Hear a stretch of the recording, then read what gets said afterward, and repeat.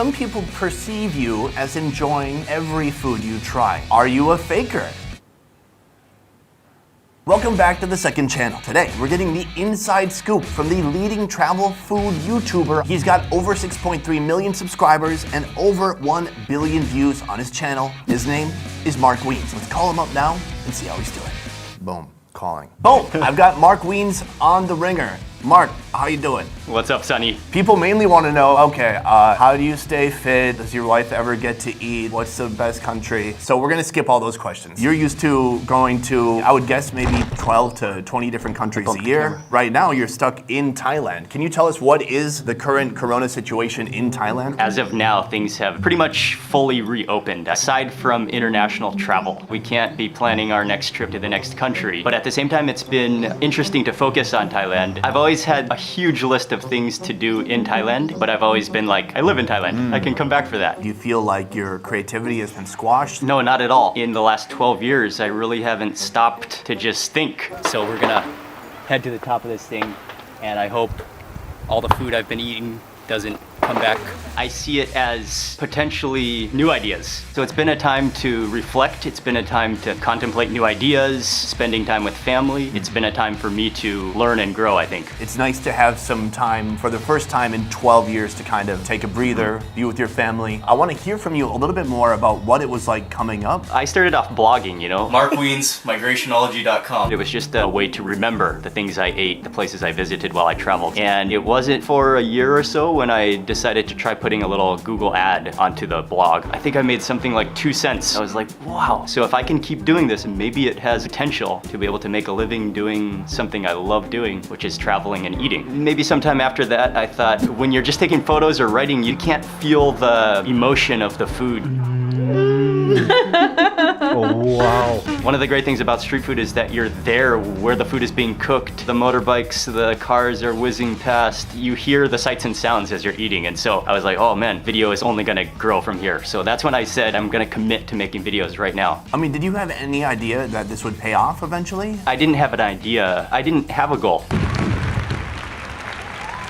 It was more, let me commit myself right now to publishing 2 videos per week. I have no idea what will happen. Well, I think that's the best type of goal because it is something that you can 100% control. Now, did you break even when you were blogging, or did it take kind of crossing over onto YouTube and monetizing there to actually bring in enough revenue where you could break even? The bigger breakthrough was writing an ebook. Over 2 years or a year and a half, I had collected a database of photos of every single Thai dish that I ate. So I thought maybe I should just put all this together in an organized PDF ebook and be able to have a product. From the business perspective, that was a breakthrough that I was able to have a product to be able to sell, to be able to earn an income. And at that time, I was now relying on still savings from English teaching, as well as now the new income source, which was the website and especially the ebooks. So I had that stream of online income, which allowed me to pivot into making videos where I wasn't making anything, but allowed me to invest my time into learning how to make videos and commit to making videos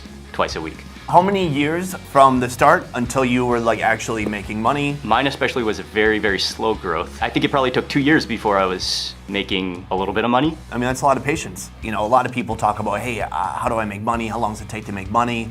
And it's like, you're already done. Like, just don't start. Because if that's your mindset, you're gonna be so disappointed when year 2, you're making like $14. Early on too, I was like, I'm not gonna ever put advertisements on YouTube because I don't want people to be inconvenienced. I'm gonna find some other way to make money. Well, that didn't work out. Now we've got like 15 ads in this video. Oh, here's one right now. At what point did you realize you had kind of reached success? The most encouraging thing and the most rewarding thing is when you were able to really help somebody do something, whether that be get out of their comfort zone, whether that be they went to the restaurant that you went to. When I started to receive messages like that, I started to realize the potential and the value of doing this.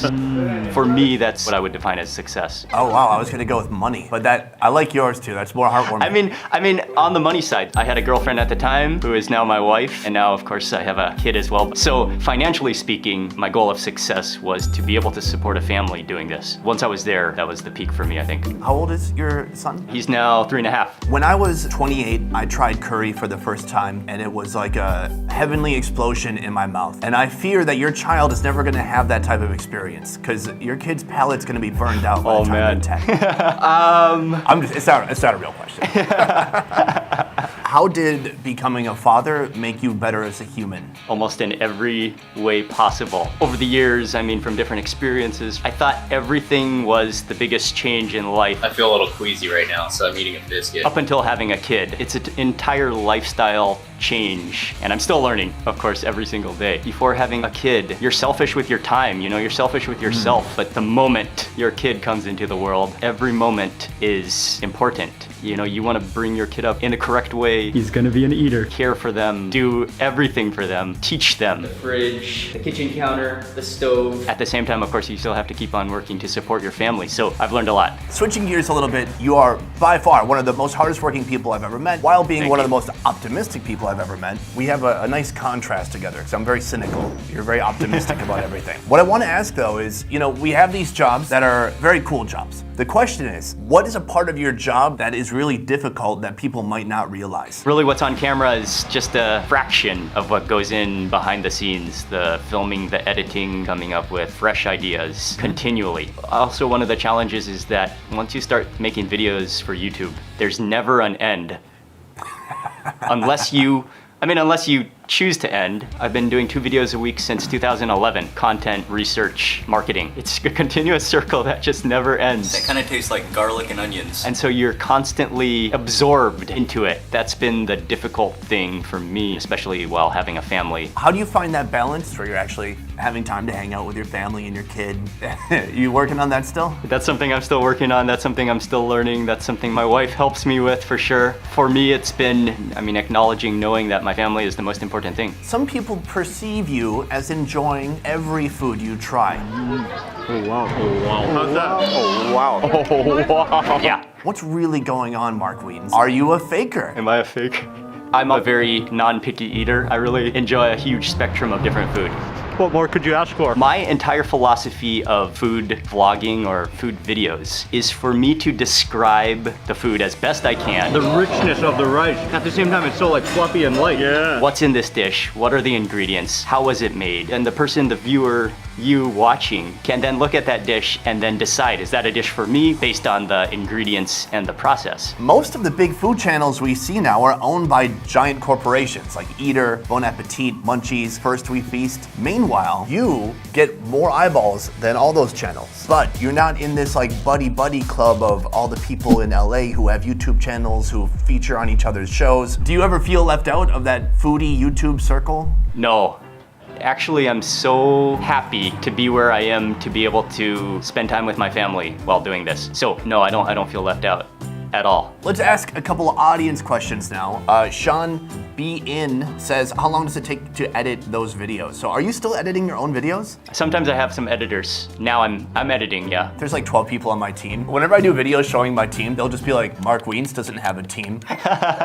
Go f yourself. MarkWiens is a machine. I don't know. What do you expect? I still like editing. It's fun for me. For a main video, it could take anywhere from 12 to 20 hours. We talked about how you came up, how you got to where you are now, and some of the challenges you face. For the people watching who are interested in doing a similar type of job, they love the idea of at least what they see on the screen, traveling, eating food. What is your advice to somebody who wants to try to go down the path you went down and to get to where you are today? First of all, I would say that you don't need to have any experience. I started with a small point and shoot. Just begin where you have means to begin. Some of the most important things are finding a way to help viewers, whether that be them finding this food and giving them the information to be able to go to that restaurant. There's so many different styles, but my goal is always to bring the viewer into the situation so it feels like they're there having the experience. Oh, wow. You have to develop your own style of what you like, and it doesn't come by just thinking, it comes by doing. So the only way to figure that out, I think, is to do it. Keep making videos, practice, and there's no right or wrong, it's just your own. So do that and then be persistent, publish consistently, which is gonna help you grow. Don't worry about the viral content or finances at the beginning, but invest your time into producing content that you really believe in, that's really honest for you. I love it. All right, Mark, thank you Yo. again so much for your time. Thank you for joining me and for being so open and honest with all your answers. Appreciate Thank that. you, man. Thank you for having me. Guys, thank you so much for watching. We will see you next time. Peace. Thanks for watching.